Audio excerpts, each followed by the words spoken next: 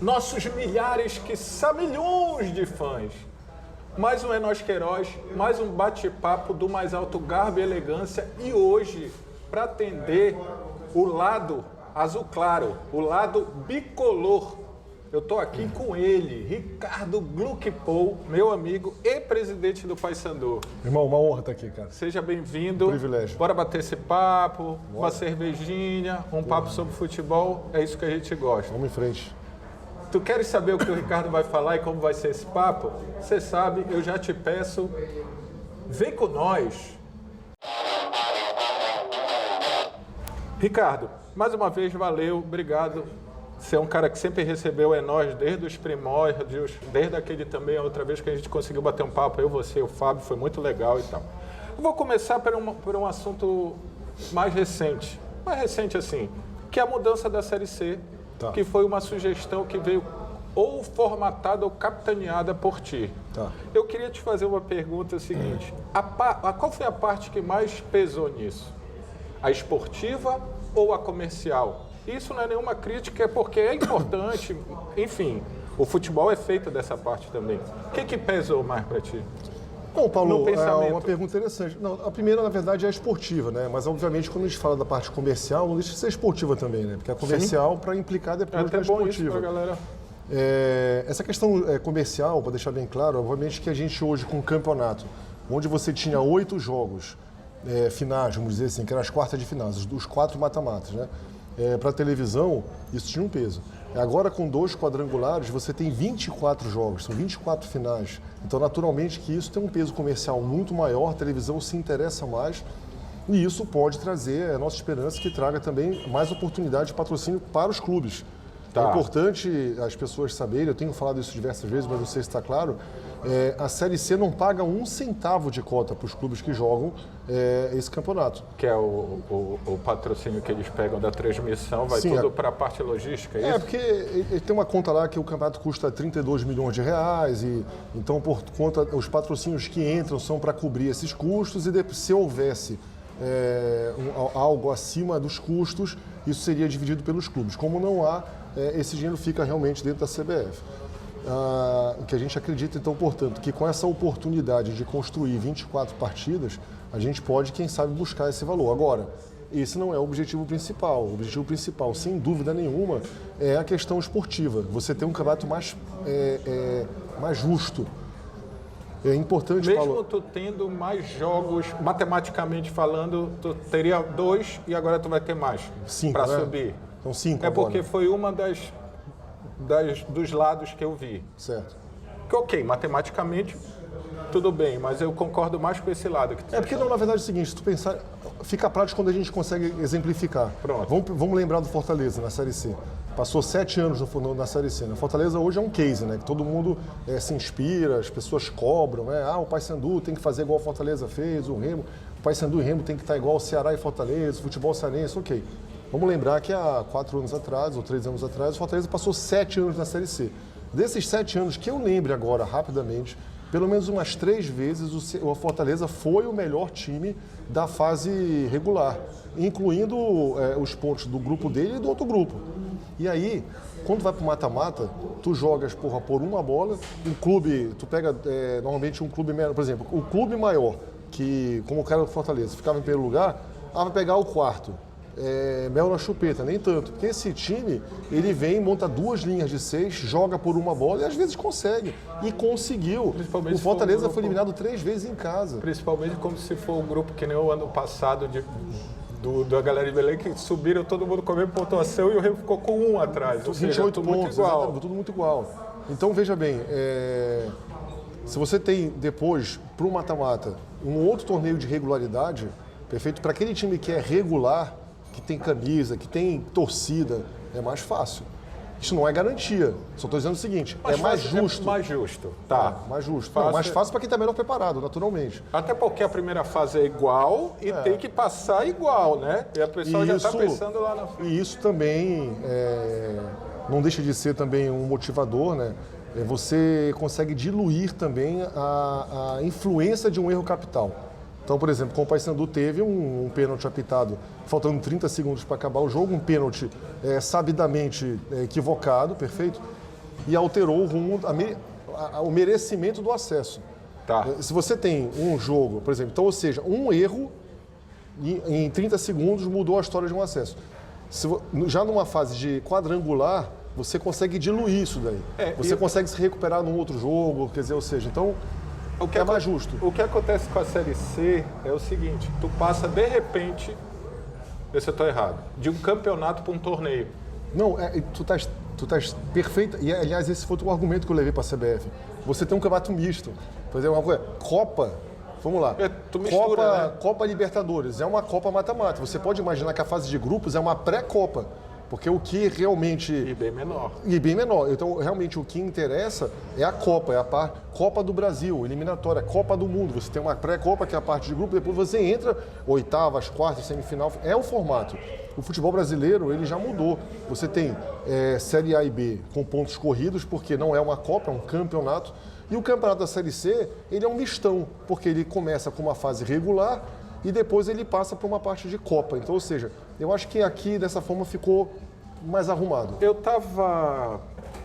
Vou tentar me lembrar, eu tive um papo com os diretores do rival e eu falei uma coisa, não sei se tu concorda. Uma das críticas que faziam a ti e também ao Fábio era assim, porra, ninguém tem moral nos bastidores, é todo mundo frouxo, não sei o quê. Aí eu falei, beleza, eu não vi ninguém dizendo que essa mudança sendo puxada por ti, apoiada por outros, inclusive pelo Remo, pelo Fábio, claro. Ninguém disse assim, opa, os caras têm moral, porque quando ventilaram, porque tudo foi no mesmo dia, o pessoal disse, não vão conseguir.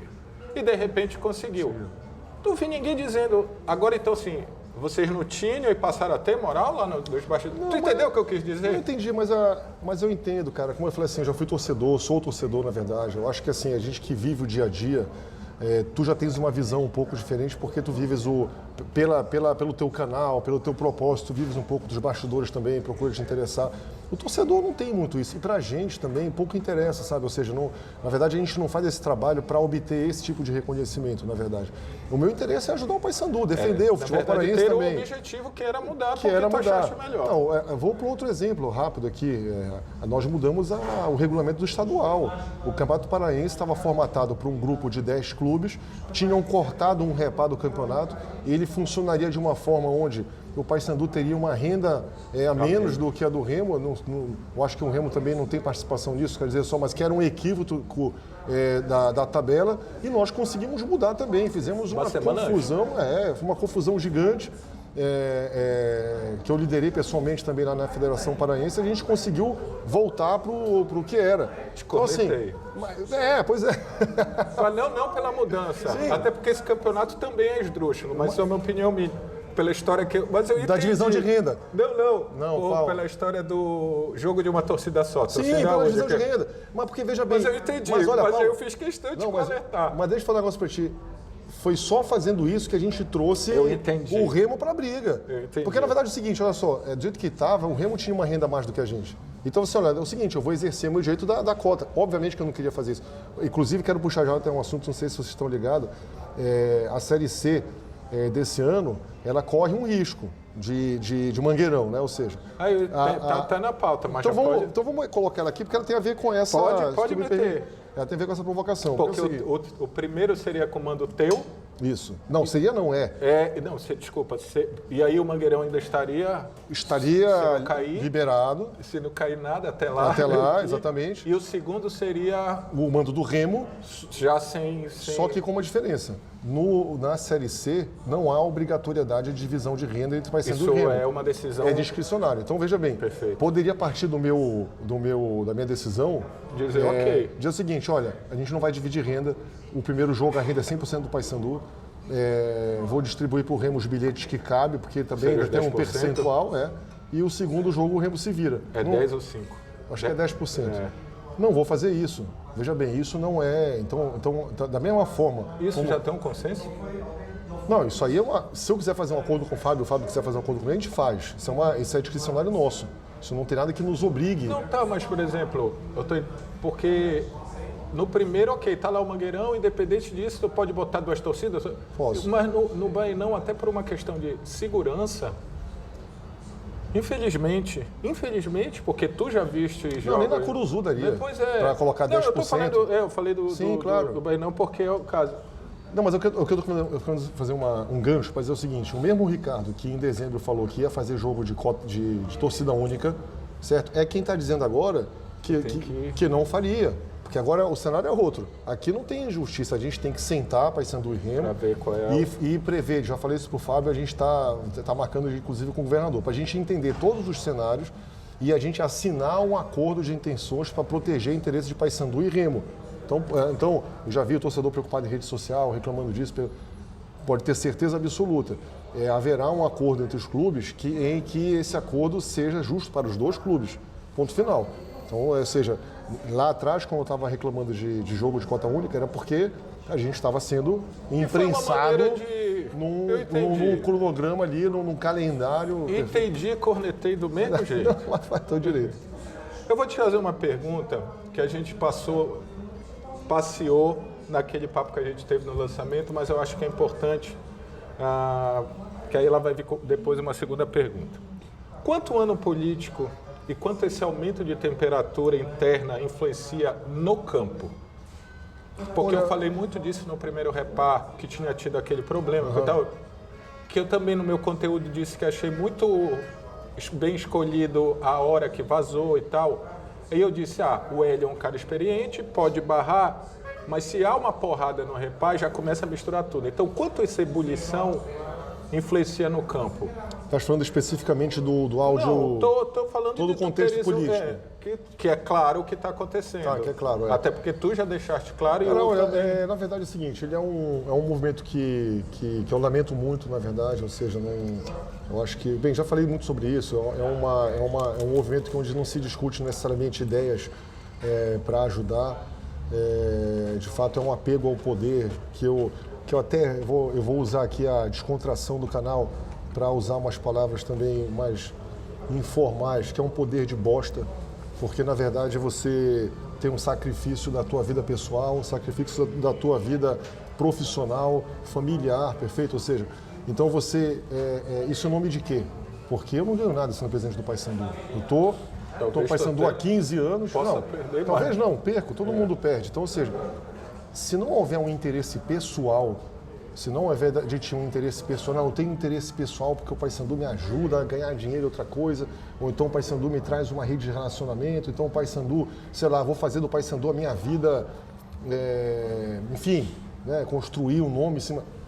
Aí talvez justifique um apego a esse poder de bosta, porque é um poder de bosta.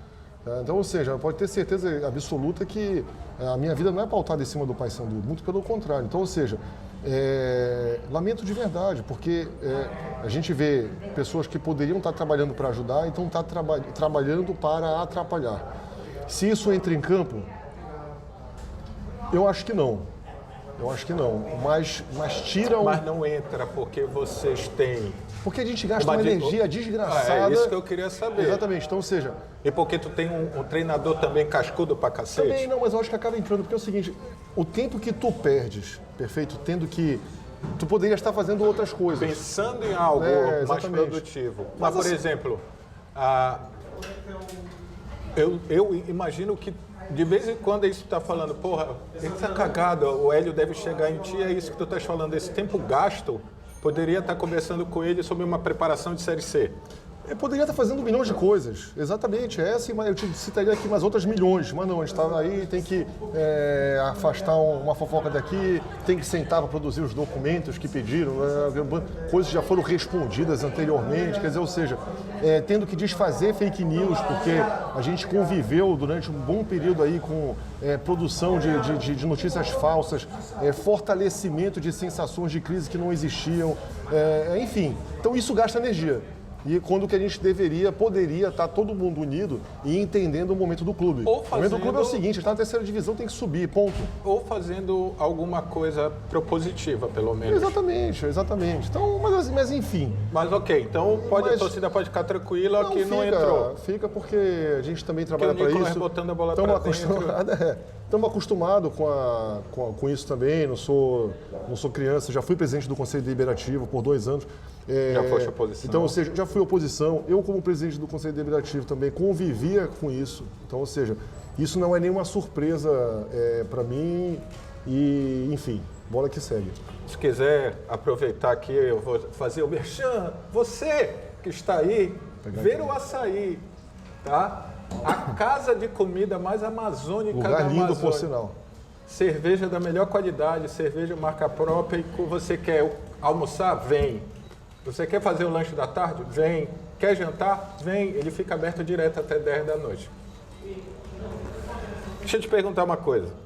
Agora, vamos um pouco mais para a bola. O título paraense, tá? O título paraense do Paysandu ou o tricampeonato do Remo, quanto muda ou não o teu planejamento para a Série C? Não, olha só, vamos lá. Muda ou não? Não muda, mas de fato é um objetivo nosso. Tomou uma proporção maior paraense depois do bicampeonato? Não, o Paysandu tem no seu planejamento estratégico declarado manter a hegemonia do futebol paraense, que nós temos mais títulos estaduais. Então o Paysandu ele faz questão de manter essa hegemonia. Então o estadual para o Paysandu sempre será uma prioridade, uma importância. Agora, você tem um planejamento para a Série C, naturalmente que você tem ali, obviamente que, claro, se muitas coisas desandarem no estadual, você é obrigado a rever. Né? Mas não é necessariamente a perda de um título, porque às vezes... como foi. Como foi, exatamente. Mas, ano passado talvez seja um exemplo disso. Talvez tenha sido um exemplo disso também. Mas assim, é um campeonato que nos interessa muito e a gente está muito motivado em conquistá-lo, pode ter certeza. Estás mais confiante esse ano que ano passado? Eu sou um otimista incorrigível, cara. Eu sempre estou confiante. Então, eu sempre... Não tem, assim, mais ou menos. Eu acho que esse ano a gente carrega uma... A dor da desclassificação? Não, a gente carrega uma coisa a mais. Porque quando, no início de 2019, a gente teve que fazer uma revisão de quase 100% do plantel. E isso é muito perigoso. Isso não é fácil de fazer. Então, a chance de errar muito mais do que acertar era imensa. Então, a gente teve que desligar todo o plantel praticamente, contratar todo mundo de novo. Quando você contrata em atacado, você tem sempre essa percentual de erro maior. Percentual de erro maior. E você também, além do percentual de erro maior, você também tem que fazer com que as peças encaixem rápido. Né? Então, a vantagem que a gente tem desse ano para o ano passado, a gente ter tido a oportunidade de renovar com boa parte do plantel e agir pontualmente. O que não exime, não exclui as possibilidades de erro, mas pelo menos você... O caminho está mais... você tem mais... Falaste uma coisa para mim também naquele dia que eu achei que falaste, uma das nossas maiores contratações foi a manutenção do Nicolas, que ele estava para ir, não, mas tinha recebido uma proposta para ser o cara e tal. Exatamente. E eu estava também conversando lá no Rival, uma coisa que eu acho que até nisso eu falei assim no conteúdo. Pela primeira vez, depois de muito tempo, posso estar enganado, Remo e Paysandu mantiveram uma base. Você pode querer, você, torcedor, questionar se essa base é boa ou se ela é ruim. Os jogadores lá, mas a manutenção da base me pareceu um passo para frente. Então, ou seja, nem tudo que, independente dos resultados ideais não teria acontecido, evoluiu. Não é isso? Tô dentro do... Não, tá certíssimo. A análise é exatamente essa. E vai ter muita mudança para a Série C? Eu creio que não. Na verdade é o seguinte, o mercado ele te oferece duas janelas, sendo que a segunda é a mais importante, não sei se é a melhor palavra, a que traz mais oportunidade, de verdade. Porque a primeira janela você está competindo com todos os campeonatos do Brasil e não é fácil. É por isso que, mais uma vez, a renovação das pessoas que estão aqui faz mais sentido ainda. Agora, eu posso te dar toda a certeza que, por exemplo, se existe algum jogador no farol do Paysandu hoje, esse cara hoje não está disponível, porque está disputando um campeonato de alto nível. Ou seja, o farol está bem iluminado. Ele está em São Paulo, ele está em Minas, ele está no Rio Grande do Sul, ele está no Rio de Janeiro, ele está no Nordeste, que disputa um campeonato riquíssimo, que é a Copa Nordeste. Então, ele vai te abrir daqui a um mês, mais ou menos, um mês e meio, uma nova janela perfeito, que já seria a segunda reviravolta desse mercado, que é onde você tem mais oportunidade para encorpar e mais atração também. Pro cara vir jogar um campeonato brasileiro. E que passa. Exatamente, perfeito, que tem, exatamente. Transmissão. Então isso aí também... Agora, não creio em muitas mudanças. Eu acho que a gente tem mapeado algumas posições que a gente precisa fortalecer, perfeito, e a gente vai fazer isso. Bora falar então um pouquinho de jogo, de tática, assim. A impressão que eu tenho... Bora, eu gosto disso. A impressão que eu tenho, e tu pode me corrigir que tu tá no dia a dia, a impressão que eu tenho é que às vezes, por exemplo, o Hélio, no do desfalque do Paysandu, Perema na direita, ele reencontrou a solidez, que ele meio vinha perdendo e não estava conseguindo. Ele reencontrou ali e foi mantendo. Não tem um meio armador, eu vou ter que criar alternativas, perfeito. Mas vejo alguns jogos do Paysandu que ele tenta algumas coisas na substituição, pelo menos eu vejo que ele está pensando alguma coisa e não dá, não rola. Tipo, ele não consegue variar o que ele tem hoje. Isso é uma preocupação, eu estou falando alguma bobagem, tipo, está parecendo, precisa de alguém, vamos lá, alguém mais criativo, o que trouxe não deu tão certo, vamos dar um pouco mais de tempo, um cara de profundidade, mais letal, sei lá. Mas que dê para ele uma alternativa para sair um pouco do estilo Hélio, que eu brinco. Vamos lá, assim, olha, o que eu vou falar aqui não tem compromisso com o que o Hélio pensa. Naturalmente, vou dar minha opinião, tá? Ou seja, porque o técnico tem soberania para definir tudo mais, embora eu converse com ele, converse com a comissão, etc., mas ele tem a cabeça dele, respeito a opinião dele, e ele está aqui porque a gente quer que ele esteja. Nele. Exatamente, perfeito. Então vamos lá. Mas o que parece é o seguinte, o Paysandu, no início de temporada, você tem um trabalho físico muito forte. E esse trabalho físico não é só preparação física no sentido de você ter resistência, é no sentido de você ter força, adquirir força para você enfrentar uma temporada em alta intensidade, que é a palavra-chave do Hélio. Então, veja bem, esse filme não muda. Se a gente pensar no que ano passado foi igualzinho. Você começa com a zaga muito exposta, porque você tá todo mundo lento. Por que está lento? Porque, meu irmão, no início de temporada a perna dobra de tamanho durante o jogo. Isso é uma questão fisiológica, não existe. E você está encaixando o teu sistema defensivo. Então, eu acho que a preocupação da maioria dos técnicos do Brasil, eu imagino que vai ser diferente, é você conseguir primeiro fechar a casinha. Isso é um processo natural. O Paysandu no passado perdeu só 5 jogos. No comando do Hélio só perdemos 2 até agora. Desses 5, 2 para o Internacional, que, era um time de terceira divisão jogando contra... Nenhum pro rival. Nenhum pro rival. Mas isso aí também já não... E outra coisa, ficamos 25 jogos invictos, né? Ou seja, alguma coisa assim. Então, esse sistema defensivo tem que rodar. Existe uma expectativa, existe uma estatística que os clubes que menos levam gols são os que chegam às finais. Ao contrário do que a gente imagina, que é quem faz mais gol. Fazer gol é importante pra caralho. Mas você ter uma casinha arrumada te leva para uma final também. Então, eu acho que isso é uma preocupação que começa por aí. E isso vai demorando para encaixar. Então, você tem um primeiro jogo, manda a lateral embora, zagueiro embora, goleiro embora, torcida falando, né? Aí no segundo, no terceiro, aí cada vez que vai, essa coisa vai... Por quê?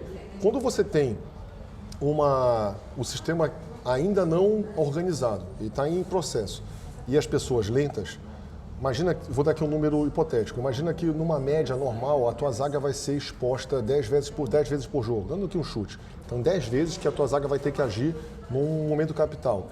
Quando a coisa não está ajustada, isso sobe para 30, 35 vezes. E aí vai estourar no zagueiro, não tenha dúvida disso. Então, isso é um processo que você vai construindo de baixo para cima. O que eu percebo hoje, o Paysandu tem 2 meias de criação, temos o Alex Maranhão e o Luiz Felipe, que acho que estão aí em processo também físico. Porque estamos no início de temporada. Que seria uma alternativa, tanto que ele começa tentando o cara, o Alex. Exatamente, ele começa... Que era o cosplay do Tomás Bastos, né? Gostei do cosplay do Tomás Bastos, então veja bem. Mas são jogadores em processo de construção física.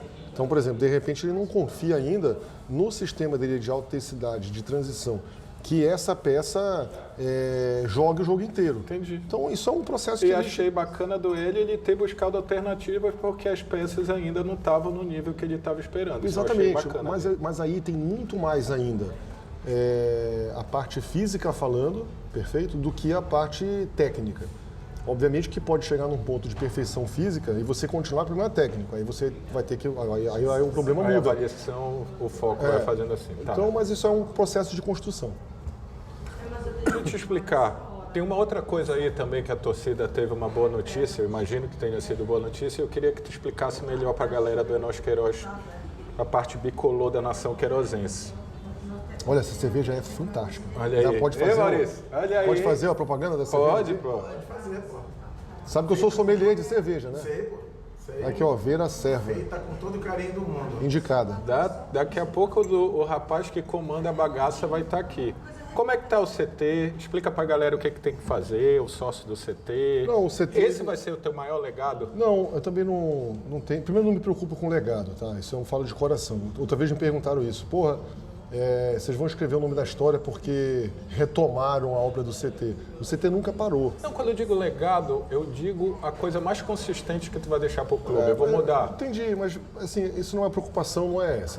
Veja bem, o CT, ele começou em 2016 com a aquisição do terreno por conta na época da gestão do Alberto Maia. E, naturalmente, depois disso, foi imposto um cronograma de trabalho que eu chamo de trabalho invisível. Por quê?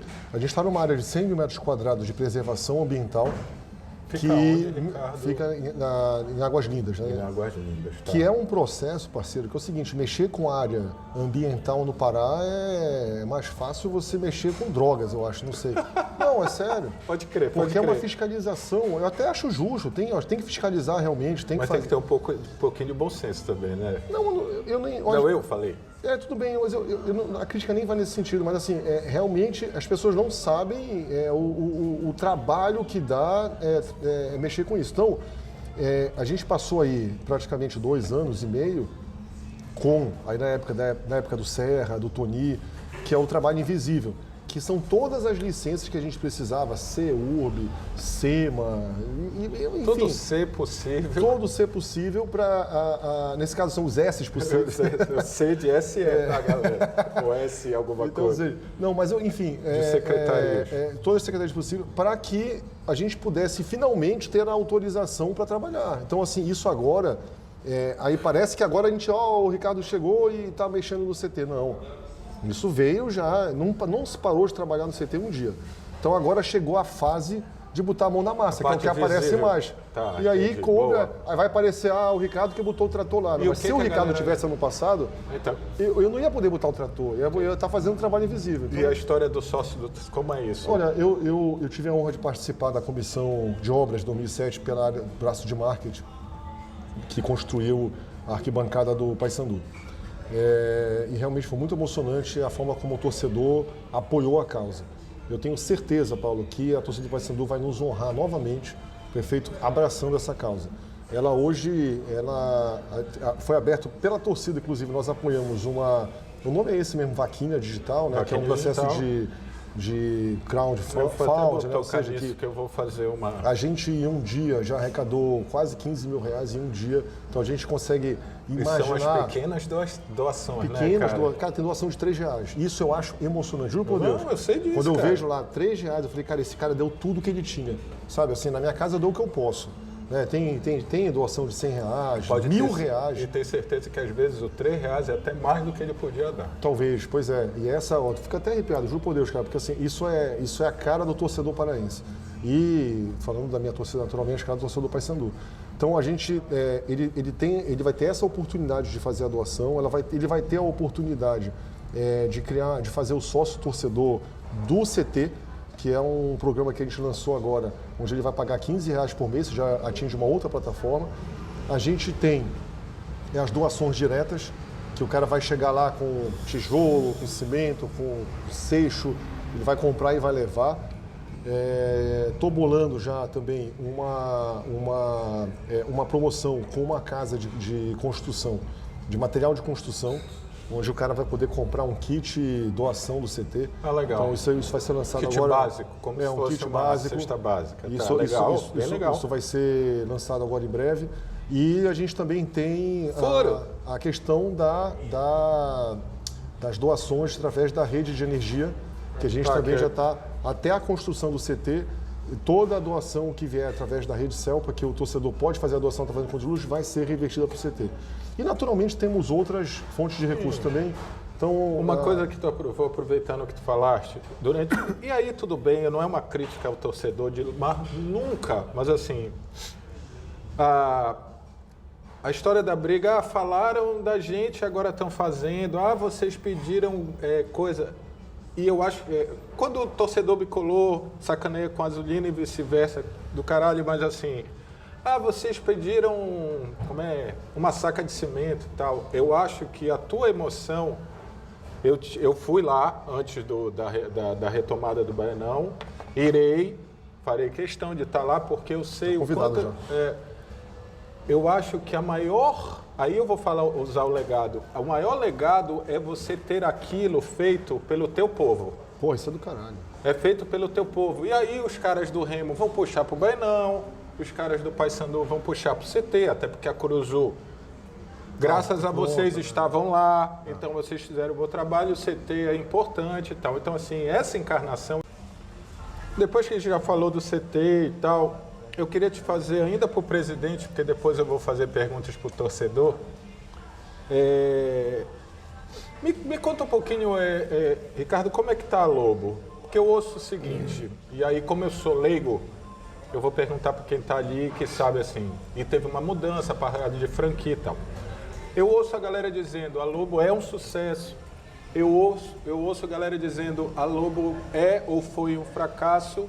O que me faz parecer que a Lobo é um projeto em evolução.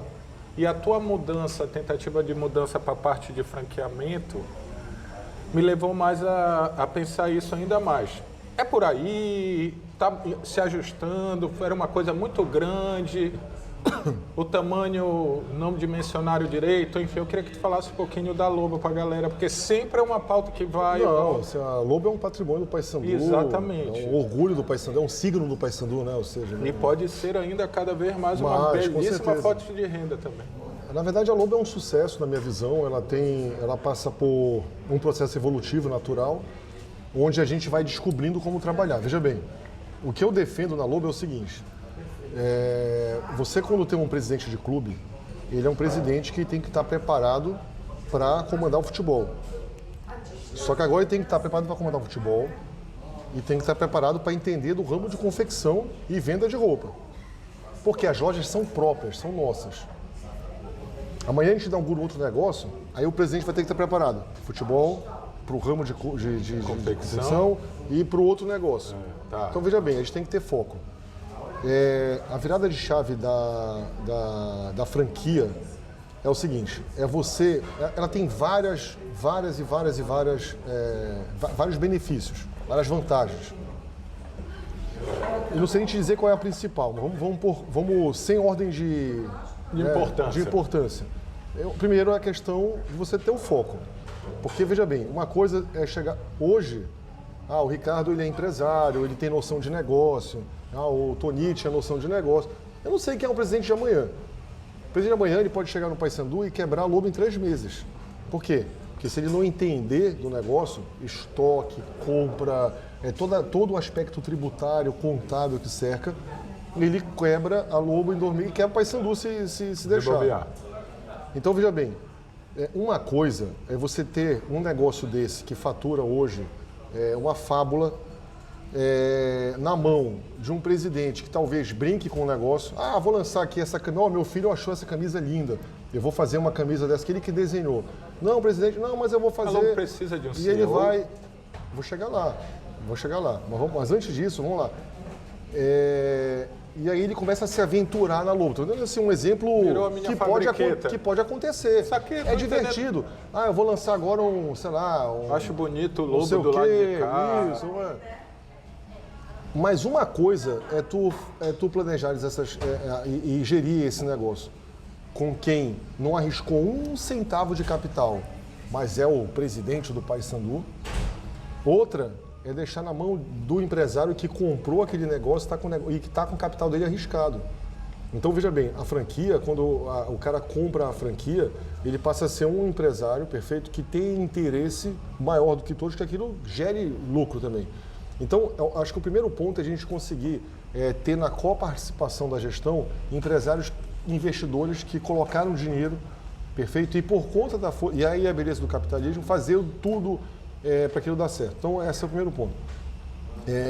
Segundo ponto, a gente, obviamente... deixa a nossa gestão mais leve, porque veja bem, enquanto antes a gente se preocupava, na escala do colaborador, quem trabalhou hoje de manhã, quem vai trabalhar à tarde, quem não sei o que mais, a folha de pagamento, todo o rame-rame que uma operação dessa te impõe, você hoje fica focado só em estratégia e fiscalização, que é o que as empresas grandes dessa área fazem. Por exemplo, imagina a Nike, vamos colocar aqui a Nike. A Nike não tem uma fábrica própria. A Nike tem um escritório que cuida de marca. E agora repassou a distribuição nacional para... Está repassando, é lógico. Quanto menos... Esqueci o nome. Quanto mais foco eles puderem estar... Para quê? Para a marca Nike.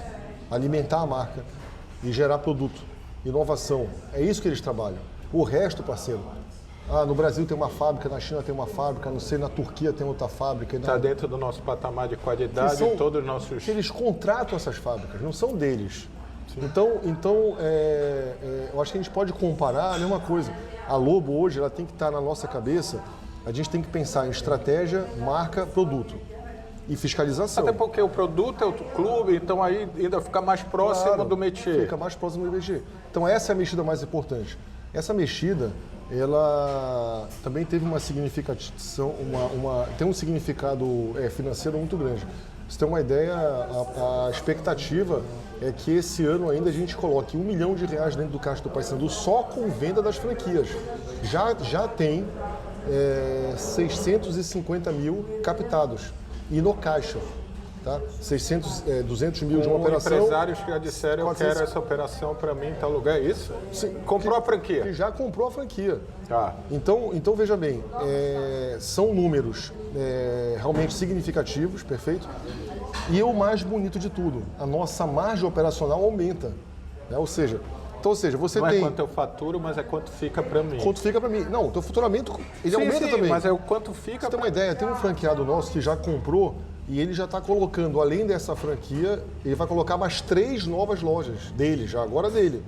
Dele assim, né? A loja dele, a marca é nossa, o negócio é nosso. E a franquia é normal, ninguém está inventando a roda. Tá. A gente está implantando, na verdade, o que há de mais moderno no mercado para o Paysandu. O que possibilita, por exemplo, o cara querer abrir uma marca da Lobo para atender o bicolor que mora em Santa Catarina. Pode. Ele vai comprar a marca da gente, vai comprar a franquia. Vai estar o book e vai lá trabalhar. Exatamente. Da mesma forma, dentro de Belém. Eu quero ter uma loja no Ver o Peso. Eu vou montar uma operação mais popular da Lobo dentro do Ver o Peso. Ok. Ele paga o Paysandu, ele abre e o Paysandu passa a ganhar dinheiro com ele lá. Entendi. Então, ou seja, é um modelo onde todo mundo ganha, só que o Paysandu ganha mais foco no nosso negócio que interessa, que é o futebol. Até porque dentro a da marca Lobo, vende mais quando o time ganha. Quando o time ganha. Dentro da Lobo, a gente consegue manter o foco muito mais no que interessa, que é a estratégia, produto né?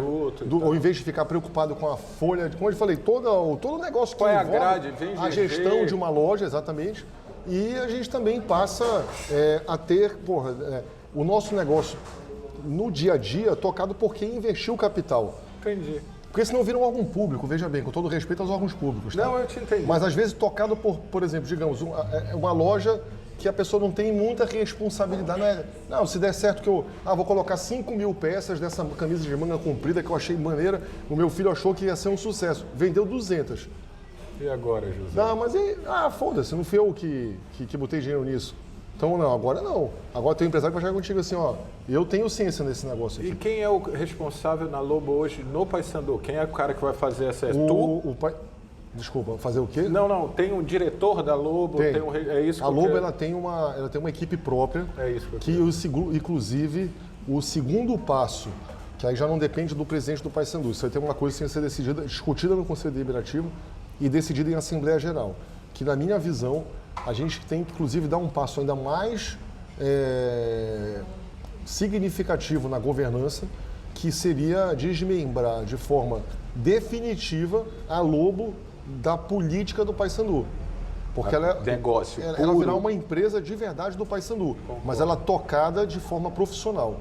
Então, na minha visão, inclusive, o Conselho Deliberativo deve eleger, ou então até um conselho à parte, eleger presidentes da Lobo, perfeito? Para tocar o negócio, sendo que a Lobo tem um objetivo, qual é? Alimentar financeiramente o Paysandu, ponto final. Então ela teria uma gestão à parte, na minha visão. Hoje, ela é tocada por Tony Coceiro e Emmanuel. O Emmanuel está já nisso há uns 3 ou 4 anos. Para mim, é um monstro sagrado na lida da Lobo. O Tony Coceiro, porra, só gratidão pelo que tem feito pela Lobo esse ano, inclusive. Perfeito? E, obviamente, como eu falei, é importante o torcedor entender o seguinte. Em ano em que a gente não ganha um centavo da Série C, a Lobo conseguir colocar, através de gestão, presta atenção, eu não estou falando do que esse dinheiro, R$1 milhão, não estou falando que esse é o dinheiro dos royalties da Lobo.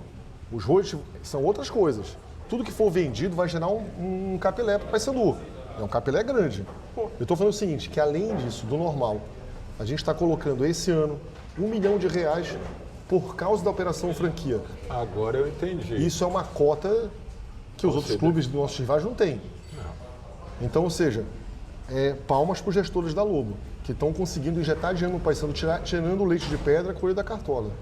Entendeu? Ou seja, isso não vai acontecer de novo. O técnico é bom. O técnico é bom. Agora, isso não vai acontecer de novo, né? Porque isso é a venda da franquia, do nosso fundo de comércio. Tá, eu entendi. Isso é um tiro só. Que é um tiro só, mas é um tiro de R$1 milhão, no momento que o Paysandu mais precisava. Perfeito. Queria te fazer uma pergunta, que é um papo que a gente às vezes tem off, eu queria te perguntar, Ricardo, o que mais te incomoda hoje no ambiente do futebol paraense? Para mim, é a gestão da Federação Paraense de Futebol. Me incomoda bastante. Aí não tem a ver com a figura do presidente, nem das pessoas.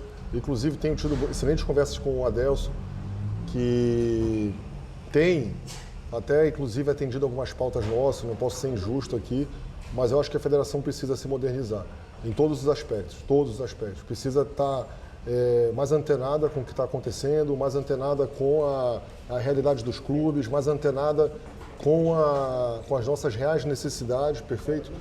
E, é para transformar o campeonato num produto melhor, né? Eu acho que tem muitas variáveis. Eu até percebo um esforço, inclusive eu gostaria até de registrar aqui o grande apoio que eu tive, inclusive nessa reunião na CBF, onde a gente conseguiu mudar a regra do campeonato, do Maurício Bororó, que é vice-presidente, esteve lá conosco e foi comigo, pelo menos comigo pessoalmente, uma pessoa extremamente solícita. Eu queria até agradecer, já agradeci a ele, mas agradeço publicamente aqui, para mostrar que não é pessoal que eu estou falando. Eu acho que a federação precisa passar por uma revolução, mas aqui reconheço que o Bororó foi fundamental, tá, nessa última visita da CBF. Mas respondendo bem frontalmente, isso é uma das coisas que mais me incomoda. Assim. E a forma como a imprensa lida com o futebol paraense? Olha, eu vou te falar um negócio com toda honestidade.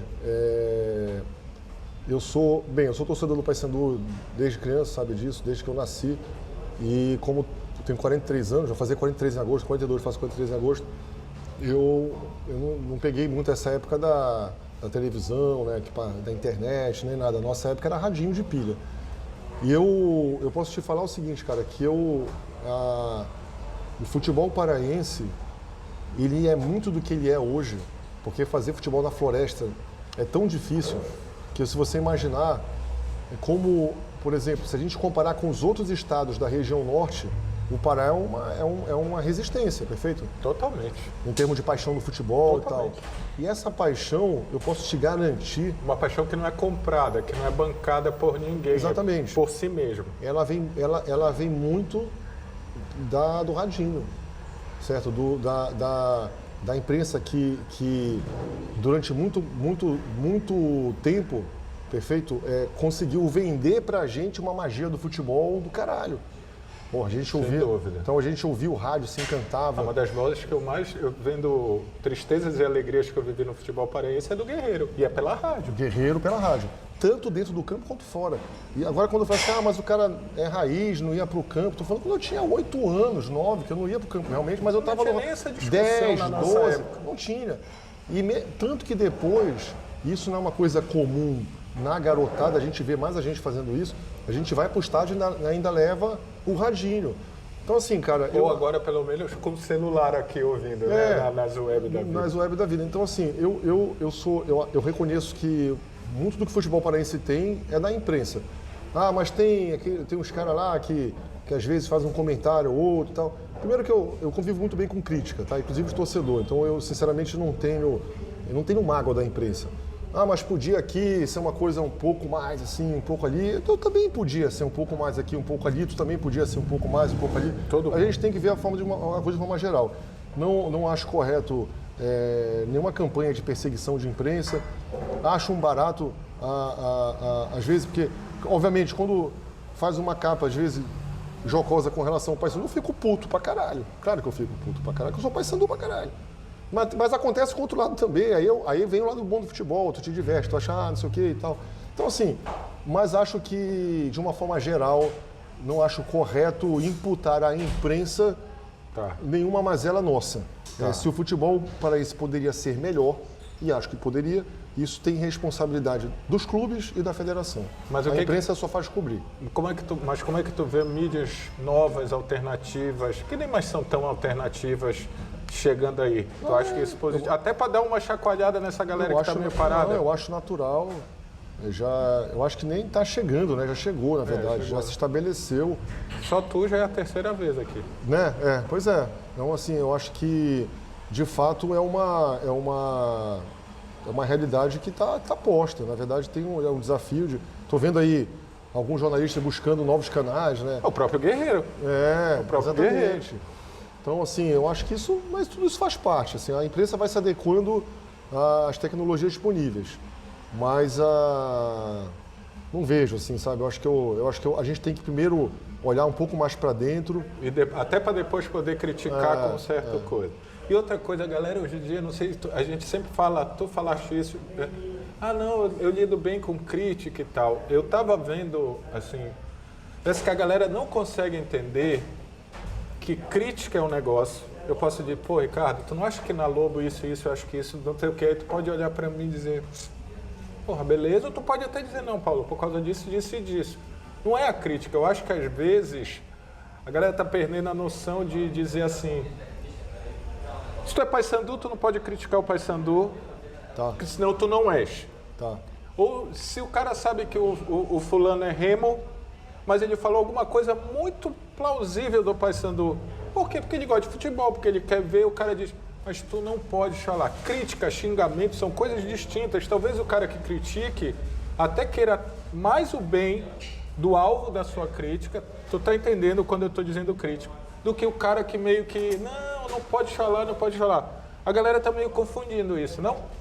Eu acho que está confundindo, acho que às vezes vai para um caminho um pouco... Essa dicotomia absurda. Pantanoso, sabe? Isso. Acho também aqui, sem querer entrar em ideologia, mas eu acho que, aí fazendo uma crítica construtiva, né? O nosso presidente também acaba estimulando um pouco essa raiva das pessoas com a imprensa e tudo mais. Então acho que isso é um caminho...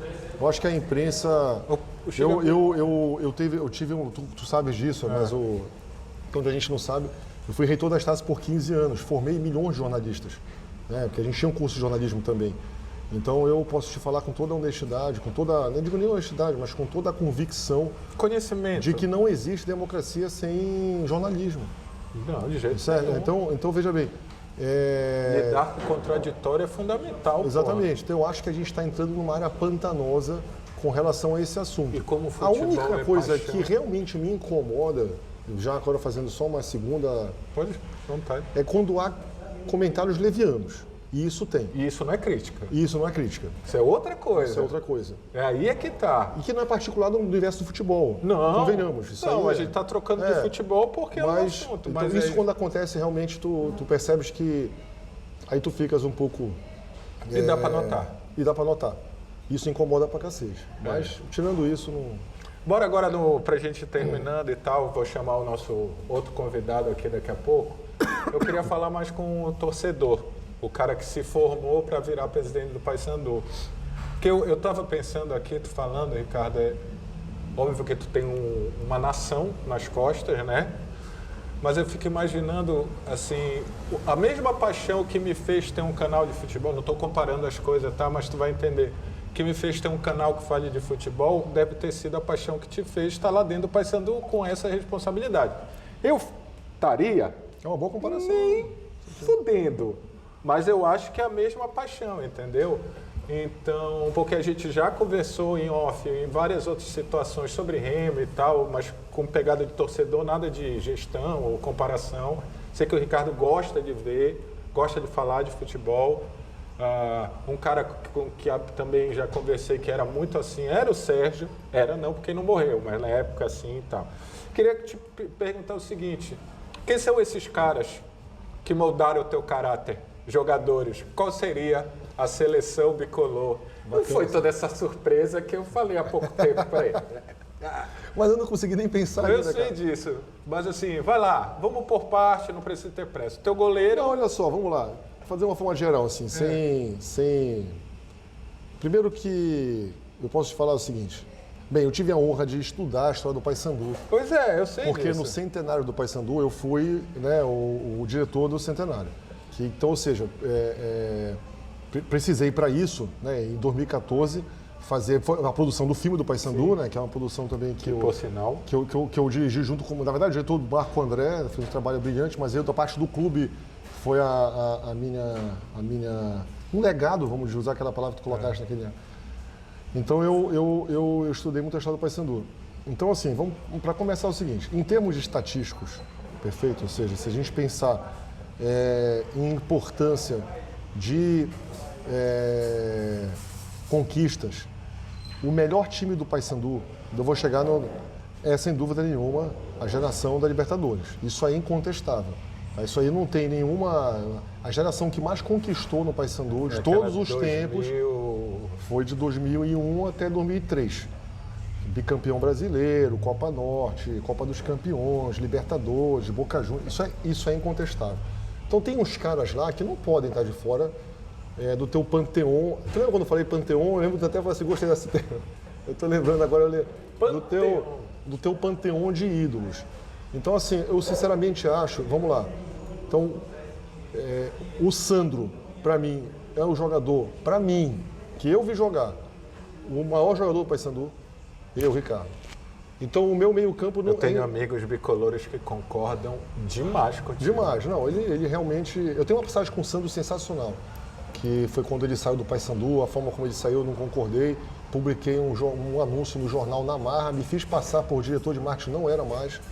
E os caras publicaram um anúncio que era assim, era até mais capitão, então, sei lá, não sei o que, capitão, esqueci, obrigado, capitão. E tinha um texto que era um texto do Paysandu homenageando o Sandro. Só que o Paysandu, na época, não era mais diretor de marketing, estava fora do Paysandu. Mas eu acabei enganando a redação lá do pessoal. Não, aqui é o diretor do Paysandu, coloca o anúncio. Lá o Glauco Lima fez o texto comigo. E a gente acabou fazendo uma homenagem que o Sandro não teria. Que ele saiu no meio daquela confusão, lembra e tal. Então o Sandro foi, para mim, o maior jogador de todos os tempos. É o icônico. A gente tem na Curuzu a estátua do Quarentinha. Então, eu acho que o Quarentinha ele é meio Pelé, assim, né? O Paysandu. Tá lá acima de tudo. Deixa ele ali. Mas ele estaria desse jeito. É meio Zico, né? Então, o meu time de todos os tempos teria, no meio campo, certamente, com certeza, teria Sandro e 40. Goleiro, eu colocaria, com certeza, sem dúvida nenhuma, colocaria o Castilho, que, por questões místicas, nem sei se ele teria sido, na época que agarrou, no Paysandu justificou essa minha colocação, mas por tudo que o Castilho representa. Assim, olha, o meu time teria como ataque, sem dúvida nenhuma, mas com certeza absoluta o Van Dijk, para mim, assim, olha, o meu ataque seria Van Dijk e Robigol. O Van Dijk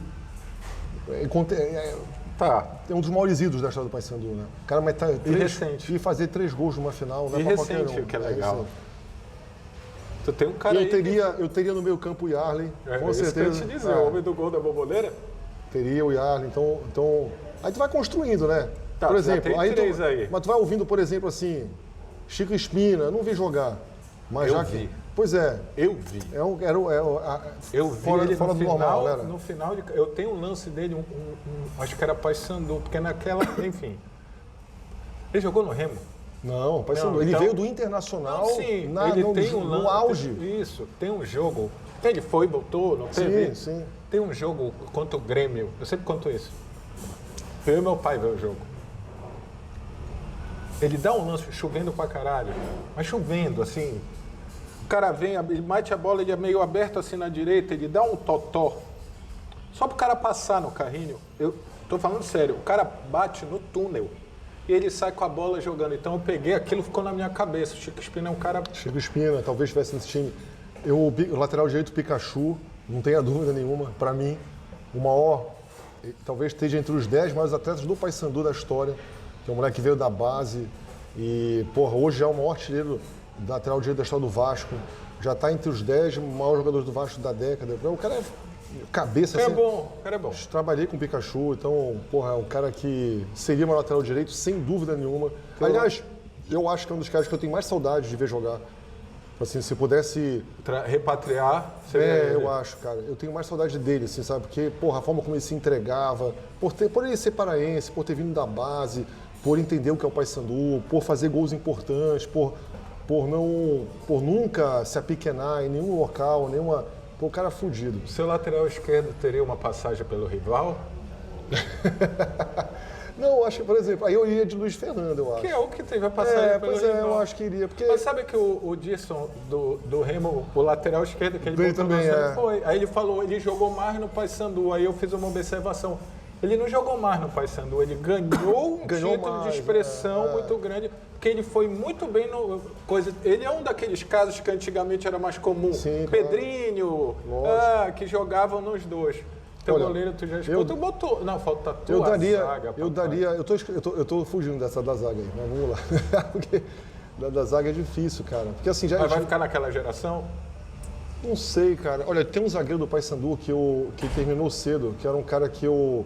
Tá, eu vou fazer um lance mais afetivo, assim, de uma época que eu era mais novo, que era pra mim um cara que eu admirava muito. Eu vou até surpreender. O Augusto. Não sei se tu também lembra. teve... Lógico, sim, pô. Passou também pelo rival. E o Augusto era, porra, um zagueiro que jogava de terno. Bola. Jogava de terno, cara. E, porra, ele às vezes nem se sujava, cara. E, sabe, o Augusto era muito bom jogador. Mas ele teve uma carreira curta, né? Assim, de repente ele... Eu acho que a gente esperava mais dele, assim, mas tá coberto de razão. Falta uma vaga, irmão. Olha só, mas voltando pro meio campo, cara, é difícil não ter o Welber nesse meio campo.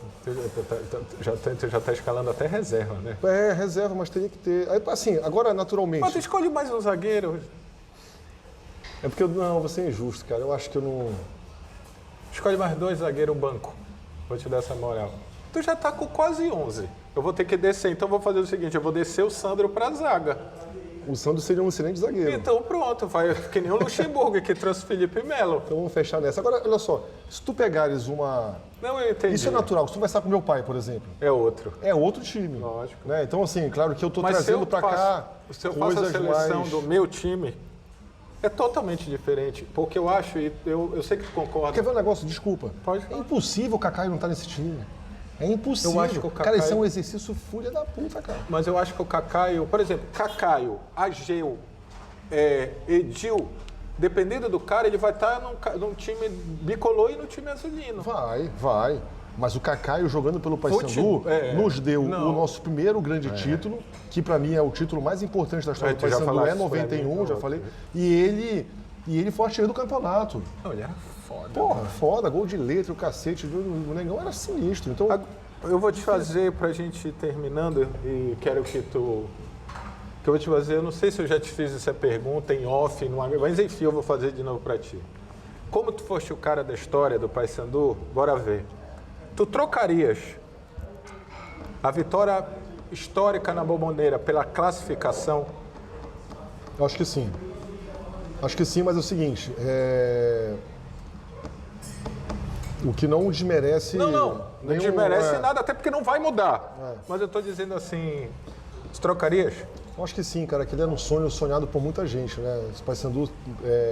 Porque eu acho que seria tão histórico dizer que eles chegaram na quartas, eles chegaram na semi, seria tão histórico quanto... O Boca Juniors naquele ano foi campeão mundial. A gente não pode esquecer disso. Então, ou seja, talvez teria sido realmente o maior obstáculo, né, do campeonato. Se a gente tivesse passado, poderia sonhar em chegar numa semi, numa final, não sei.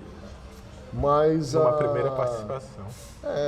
Não, seria cinismo eu dizer. Você trocaria... Amigos bicolores isso, uma boa parte diz que não, uma outra parte diz que sim. Eu trocaria, tá? Tranquilamente. Isso não tira nada histórico da vitória.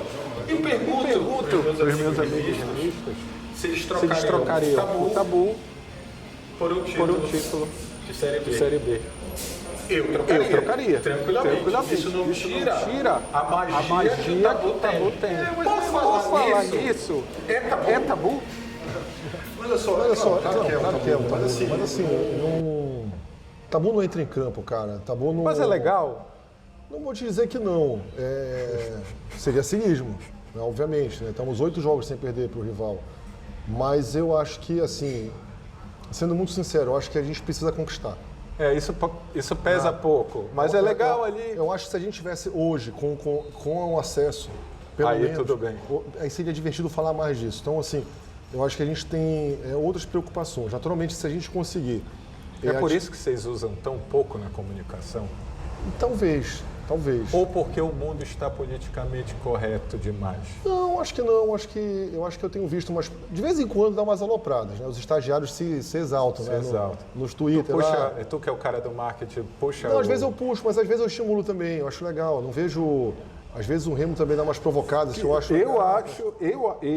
Paulo, eu aguentaria a volta do Anzol. Eu teria que ser também, não poderia ser menino do buchão. Claro. Mas eu teria botado pilha. Porque o Anzol volta. Vai voltar, irmão.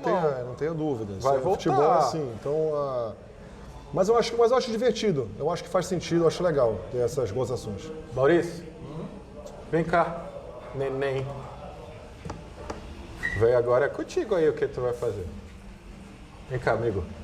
Galera, eu estou terminando o papo aqui com o Ricardo, mas eu queria agradecer ao Maurício, que é meu amigo de longas datas. E é o proprietário aqui do Veroaçaí. Agora eu fiz o merchan lá meio... Mas é sem brincadeira, é uma casa muito bacana. Tá aí o Ricardo que conheceu. Já elogiei a cerveja, vou elogiar agora a cachaça de jambu desse cara. Fantástico. Então assim, dá para... Pega outra lá, pega outra. Queria que vocês soubessem que o lugar é extremamente acolhedor. Explica tu aí, Mauricião. O que é o Veroaçaí? Por que o Ricardo tanto se encantou com o Veroaçaí? Demorou, né, bicho, pra vir aqui, né? Demorei, cara, demorei. Mas também a minha vida social reduziu bastante. Não, imagino. Tu sabe que tem que reduzir também, né? Fala aí pra galera, pra nação querosense. Inclusive, não tem nada combinado, mas eu vou falar. Inclusive, o Fábio Bentes tem que vir aqui também gravar o programa aqui. Aí sou eu cobrando porque ele me conhece. A gente se conhece há muito tempo. Cara, o Veroaçaí, quando a gente desenhou o Veroaçaí, primeiro que era um sonho da minha mãe, no início era, sei lá, tinha meus irmãos em sociedade, depois saíram, não deu certo, enfim, por vários motivos, mas ele faz parte do projeto maior. A gente não queria que o Veroaçaí fosse um restaurante. Eu não queria que o Ricardo viesse aqui, pegasse a família dele, meus amigos, e sentasse aqui para comer. Não. A gente queria que o Veroaçaí fosse um lugar de aconchego, de lembrança das coisas do Pará, das coisas da Amazônia. Ele tem para quem vem aqui já sabe, ele tem algumas regras, tudo que é vendido aqui é produzido na Amazônia. Se não é produzido na Amazônia, existe um empresário paraense por trás daquele produto, né? Eu tenho cerveja aqui engarrafada no Paraná, mas que os mestres cervejeiros são paraenses e tudo mais e tal. Então, é isso que a gente tenta vender. A gente tenta fazer desse lugar aqui um lugar de conceito provocativo, né? Provocativo. As pessoas me perguntaram assim, por que eu não tenho que negar, eu sou Paysandu, todo mundo sabe, até meus clientes sabem, porque eu brinco com todo mundo aqui, mas tem muitos amigos, vários amigos meus são remistas e frequentam a minha casa. É verdade, tem vários amigos remistas. Vários amigos remistas. E eu digo pra eles o seguinte, todo mundo me pergunta, por que se é tudo paraense, é tudo não sei o quê, por que não tem uma bandeira do Remo do Paysandu? Eu não tenho uma bandeira do Remo do Paysandu por respeito a todos os outros, Bragantino, a todos os outros do interior, que eu acho que merecem o mesmo valor e o mesmo peso. Então é uma casa que vende a Amazônia, né? Muito focada no Pará, porque daqui eu sou ex, aqui eu estou. Cerveja da casa, produzida em Manaus, cachaça de jambu produzida em Belém. A gente vem com um produto aí, se tudo der certo, até julho, produzido em Macapá. Então é meio que é uma casa que vai trazer as coisas da Amazônia para um lugar só. E vai com certeza fazer uma dobradinha aí com a cervejaria Caboca em breve. Acabou que começar a engarrafar. Caboca, né? Caboca. Tá. A Caboca vai ter. Ó, eu vou fazer o seguinte, tava aqui na pauta eu falar disso. Cerveja. Mas eu vou. Mas eu vou esperar, porque como o Ricardo é um cara super acessível, e aí eu já tô te agradecendo. Imagina, cara. Mais uma vez. Tu sempre fala que é um prazer estar aqui no canal e eu fico muito feliz. Acho que é um dos lugares que eu mais gosto de vir aqui. Eu fico muito feliz com isso. Tu sabe que a gente sempre troca isso aqui. Eu sempre falo para os outros, isso não é uma entrevista, eu não sou jornalista. É uma conversa. É um bate-papo e eu acho que em bate-papo tu consegue tirar do cara que está aí desse lado coisas que talvez numa situação. Então assim, eu vou deixar o papo de birita para quando for o lançamento, que aí ele vai vai ser obrigado a me chamar. Vamos lá. Essa parte eu estarei junto. Vai ser uma honra. Então, assim, primeiro, boa sorte, tanto no Paraense quanto na Série C. Pro canal, eu já falei isso várias vezes, tu sabe que isso é verdade. Para mim, o maior interesse é que Remo e Paysandu estejam na Série B, porque as pautas para mim vão ser muito melhor, conversar com os jogadores muito mais bacanas, tu vai ter coisas muito mais interessantes para contar. Então, assim, a gente não vai ficar só nas polêmicas. Então, assim, de verdade, boa sorte com a Lobo, boa sorte com o CT. Obrigado. Tá? Que esse ano, apesar de vai ser um ano hard, que ele passe de boa, porque se essa barba ficar mais branca, tá complicado. Pô, os caras estão virando sommelier de barba. É o terceiro programa que eu vou, os caras o Dinho falou assim, presidente, vai tirar essa barba quando? Eu falei, cara, virar designer de barba ali. Não é design de barba, é ela estar branca. Mas aí eu tenho 43 anos. Não, mas eu tenho 45, papai. Não, mas aí tem muito de Paysandu aí, tem sim. Então assim, mano, de verdade. Pô, cara, valeu. Sabe que é um prazer bater papo contigo. Cadê? Já tá aí? Pra gente terminar, agradecer ao Toninho Javali, que está por trás da câmera, deu esse suporte pra gente. Um brinde ao futebol paraense, um brinde ao Paysandu, um brinde ao Veraçaí. É nós, Queiroz. Rock and roll. Pô, do caralho. Sempre é bom vir aqui, Paulo. Pode me chamar quantas vezes quiser, mano. Que bom que aí quando eu falar com o teu treinador, tu vai dizer, o cara é maneiro e tal, é remista. Não, mas o Hélio, ele é tranquilo, cara. Como é que tá, irmão? Tudo bem, cara? O Hélio é tranquilo.